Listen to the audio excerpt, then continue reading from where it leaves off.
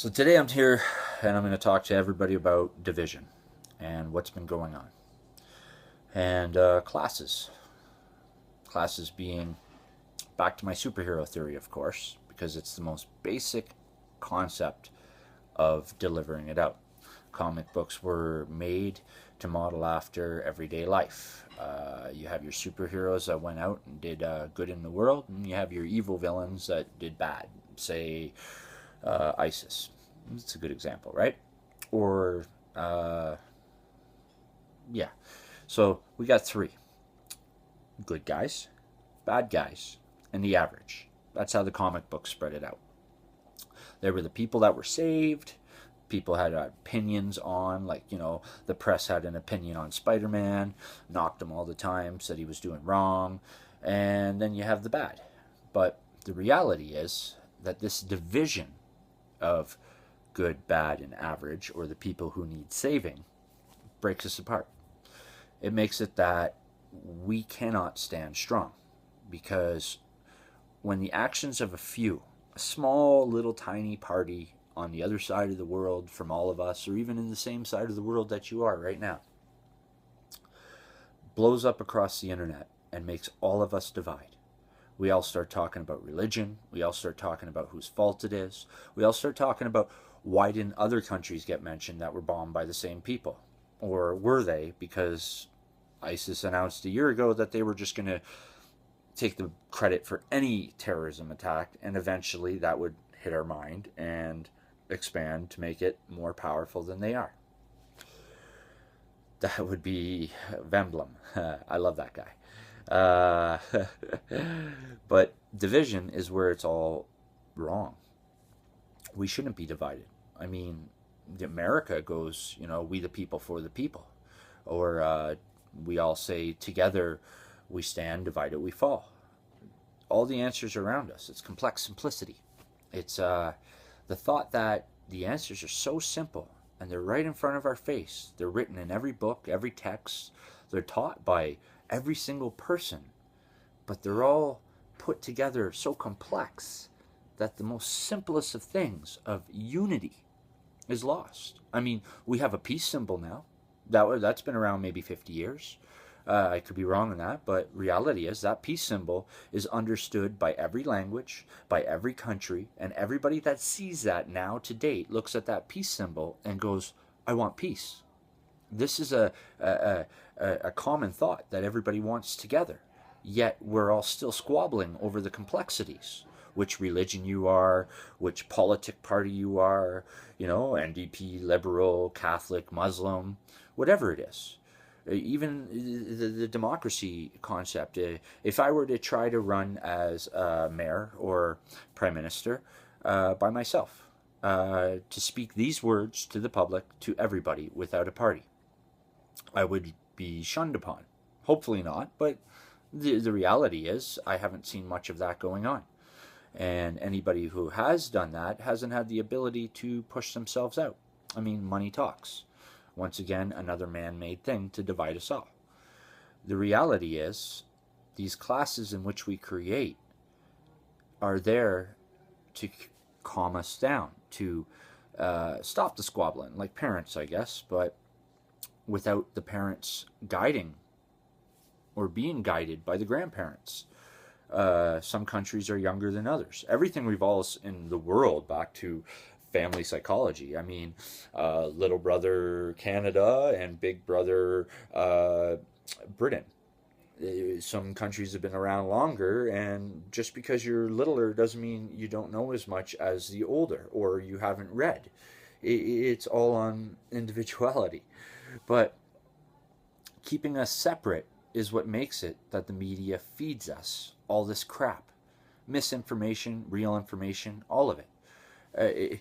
If we were all to get together and keep strong, if every one of us little fingers were to stay together instead of acting like this so that we could be broken off, none of this would be happening. None of this would be there. I mean, religion shouldn't be in politics. If you follow Thorstein von Veblen, his theory was religion was a leisure. That economically, in social economics, it has no effect on raising us forward. I mean, if you're going to say right now, oh, but it does in my soul. Yeah, I get that. I get that. Everybody needs positivity. But so do psychiatrists. They give positivity without religion or without political views. They're biased. Now, to a point of education, of course. But to divide us all like that, and, back to leisure, Veblen said that religions take up land space that could be growing food. Churches, clergymen don't do anything other than pass spiritual goodness, but they don't add to society. They don't add to the space program. They don't do anything like that. Like sports, sports don't actually push anything towards other than keeping us physically fit in a world of technology that keeps us pretty lazy. We have all the answers out there. We have a phone. We have the magic box, I call it, that gives us all the answers. Positive energy is positive energy any way it's delivered. And it doesn't matter what religion, what sports team you are. The end result shouldn't be hooligans waiting outside of the stadium to have a mass brawl because their team lost. No, we've lost the concept of why we're all here. Competitiveness, yeah, that's great. And it should be there in ways. But to break us all apart where I stand for red and you stand for blue isn't right. Not one bit. And it doesn't help our children out whatsoever. It doesn't give them a world to make it right. I mean, this man right here, Buddha, he taught the world the same idea that I'm coming out with right now. I'm using a different word, superhero. I'm not saying this is an original idea. I'm saying that the complex simplicity makes it that the next generation looks at it as an original idea because the information has been lost. The Anoms or Anonymous, I really like what they're doing. They're raising awareness to our younger generations and the older generations that are jumping in.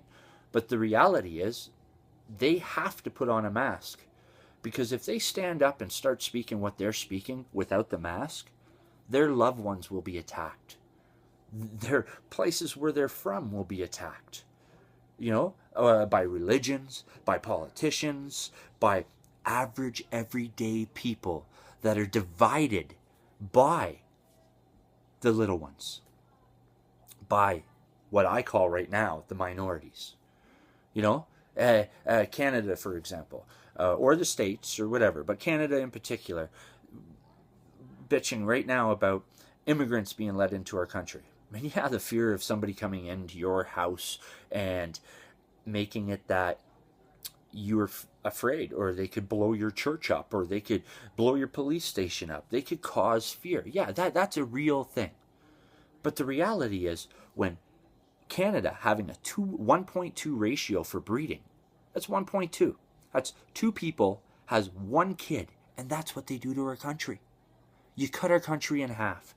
The population, we don't have enough people to keep going. Yet, ignorance and non-education in what our breeding rate is makes it that now all this, racism and, we shouldn't allow them in or whatnot.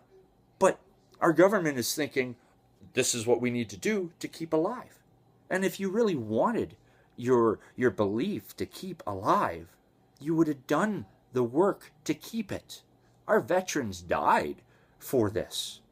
Yet we all lay back on couches and flip through the boob tube, bitching about everything, not doing anything. So what I'm talking about now is becoming that superhero, is accepting people for who they are. It's okay he's a Christian. It's okay he likes the Jets.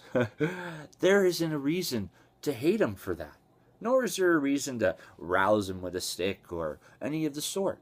Muslims are Muslims. Christians are Christians. Buddhists are Buddhists. Gandhi stood up, just like the Anoms are doing, just like I'm doing right now. But he got beat. Now, he did a non-violent protest against Britain. He wanted his countries free. He wanted rights. He wanted his people to have rights. Now, they all sat down. They had a peaceful protest, and he got beat, he got put in jail. Everything. There's so many superheroes like that. So what we need to start doing is becoming the average, is accepting that we are the average being run by the few that confuse us, that throw a bunch of crap in there. Yeah, bad stuff happens. And my heart, it bleeds for those people out there. It really does. It shouldn't be happening. And we all know it shouldn't be happening. It's in our movies. It's everywhere. It's in our books. It's in every aspect of life, teaching us that this should not be happening. But until we band all together as a people, it's going to continue. It's going to continue into your kid's life. It's going to continue into their kid's life. It'll be another world war. It'll be disgusting. Fighting like brothers and sisters over the last cookie. You know, the reality is space looks the best thing here, right? Because when I was a kid and I had an issue at home, I left. Got my own place. Now all of us countries bitching like brothers and sisters, maybe some of us should leave and get our own place. Because a lot of us get along with each other. And that might have been from, Bloody Mary or any of those people that conquested the world and got rid of any other beliefs, which was wrong as well. But we cannot move forward if we keep bitching about the past. Coming together means you can be a Christian superhero. You can be a Buddhist superhero, a Muslim superhero, a Jewish superhero. Any of it. You just have to believe. Can you look at your next door neighbor and love them the same way you love your child? That's what it is. That's what everybody is teaching. That's what we need. It doesn't matter what color they are. It doesn't matter what anything. Look through the history books. It's been happening over and over and over and over and over and over. But the reality is, can you do that? Can you look at your neighbor, the person down the street, the teacher that teaches your kids, and love them with the same that you love your children? You love your parents. You love your brother. Or you forgive him. He was a piece of crap to you yesterday. He did horrible things, stole your lunch money, whatever it is. He's still your brother. And you still love him. No matter how much time goes away from each other, no matter what your new belief is, you still love him.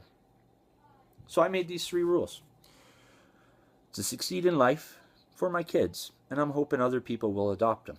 I'm not asking you to change your religion. I'm not asking you to change your sports team. I'm not asking you to change anything. Just listen to these and decide. To succeed in life, you need brains, brawn, and heart. Educate the brain. Feed it with what's good. Take care of your body. And the heart is, without the want, there is no how. To become a man or a woman, conquer fear and self-control. Realize which one of those feelings isn't real. You're not in a cage trapped with a lion and you're in fear for your life. No. You got to talk to somebody. You got to let people into our country. Are those fears real? Or is the imagination running away, giving us anxiety? And self-control. Once we conquer this, we need self-control. We need to know when we can and when we can't.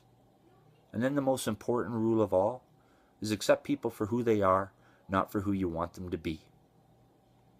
That's easy. You do it with your brothers. You do it with your sisters. You do it with your moms. You do it with your dads. It took some time. And as you aged, it happened. We need to start doing that with our neighbors, with our friends, with the people out there in the other countries, with the other religions, with the other sports teams. Hooligans shouldn't be beating up hooligans over a sports team. That in itself teaches the next generation to fight with war. And what we need is to be better than that. What we need is to become strong. So I gave up the word goodbye. And I say, keep strong. Because we are all little fingers on a hand. And unless we get together, we are not strong. So, keep strong, everybody. Till next time.